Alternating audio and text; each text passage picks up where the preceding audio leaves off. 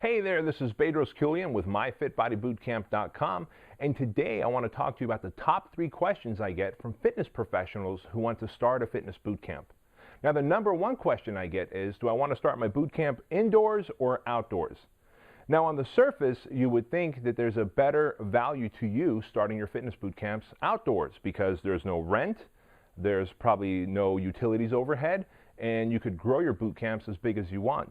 However, having been someone who started boot camps outdoors, and now we have over 180 locations worldwide operating indoors, I can tell you with the utmost certainty that starting your boot camp outdoors has a lot of problems. Some problems I ran into, and a lot of my coaching clients ran into, was in their outdoor boot camps, was potentially getting kicked out of the park by the city.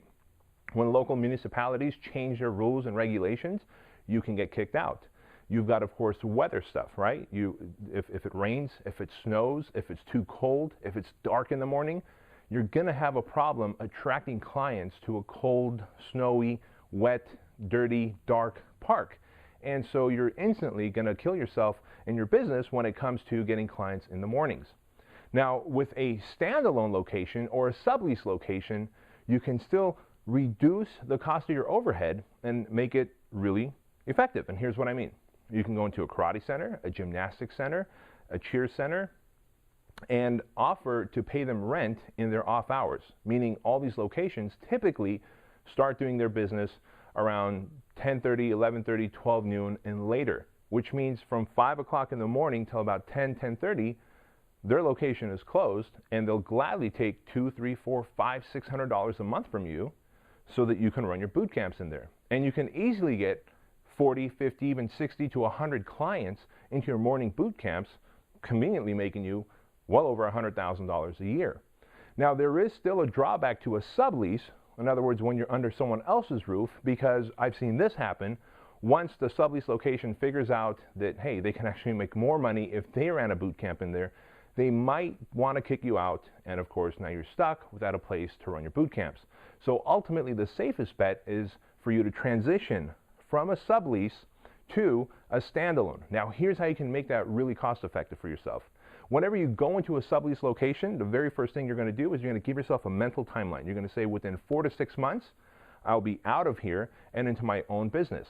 So now you've got 4 to 6 months in that gymnastic center, cheer center, martial arts center to grow your business, to keep your costs low, to get a lot of clients in there, and to scout out a location for a standalone. And that standalone could be a commercial, light industrial, or a strip mall kind of thing, right? As long as you find a location that's ideal for you. Now, the best thing about this is, while you're scouting out locations, you're growing your boot camp in someone else's location. And now you're going to take that money that you're making currently and apply it towards opening your standalone location. So oftentimes, if you negotiate your lease correctly, you'll already get 1, 2, as much as 3 months of free rent getting into your standalone, and even build-out cost, meaning the landlord will gladly pay.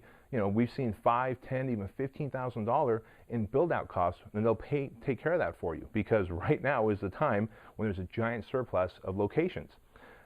However, you've got this money that you built from your existing clients in your gymnastic center or cheer center, and you parlay that money into your standalone, so you hardly have to come out of pocket if you play your cards right. So my opinion to you is, go from a sublease to a standalone, unless you can go to a standalone directly if you're already operating in a park and you just want to go right to that standalone and parlay the money you're making now.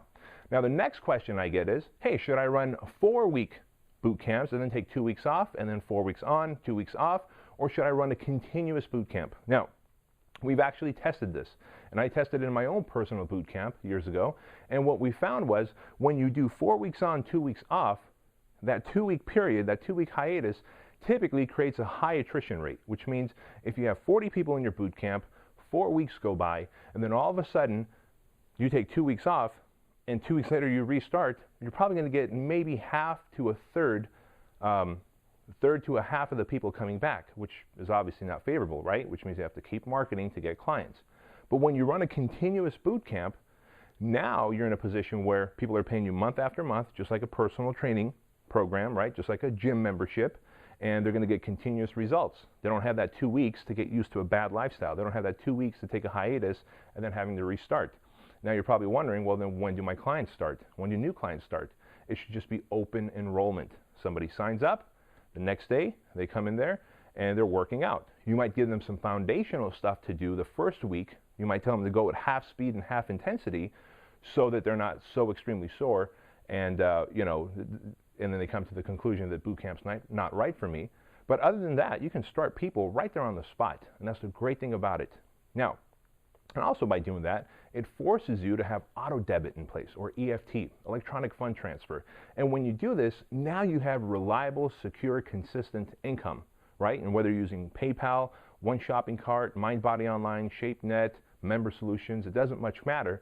Now you've got continuous, ongoing monthly EFT coming into your business, which, if you ask me, is probably the most reliable thing you could ever ask for. Now, third and final question is, hey, should I sell month-to-month, 3-month, and 6-month programs, or how should I structure my programs?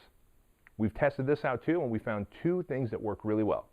First of all, the thing that works really best is selling a 12-month program, and that 12-month program should come at a deep discount, and should come with a prize at the end. Could be a pair of skinny jeans, could be a free iPad or something, right? So if somebody pays you for 12 months, well over $2,000, it's okay at the end of the 12-month program to reward them by buying something awesome for them, right? And of course, that's on a month-to-month basis, it's deeply discounted. Now, if they choose to go on a month-to-month program, where they're still committing to, but just on a month-to-month basis and they can cancel any time, well, that should be about $50 to $80 more per month. And they don't get that prize at the end, obviously, because typically there is no end. And this forces most people to take the more cost-effective program, which is a 12-month commitment, and it gives your clients better results. So I hope you got a better idea of how to start your fitness boot camp. This is Bedros Keuilian. If you want to learn more about starting a fitness boot camp business, just click the link right down below. See ya.